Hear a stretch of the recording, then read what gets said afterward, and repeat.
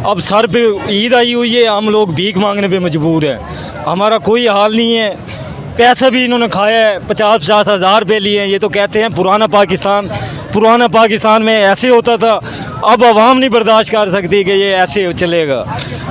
गरीबों का कोई हाल नहीं है। जाके देखें, 20,000 रुपये का सामान आया है, 50,000 रुपये मजदूरी बन गई है। उसको आगे करना, पीछे करना, उठा के ले जाना, उठा के ले आना। ठीक है, गाड़ियों के किराए, मज़दूरों के 20,000 रुपये का सामान, 50,000 मजदूरी।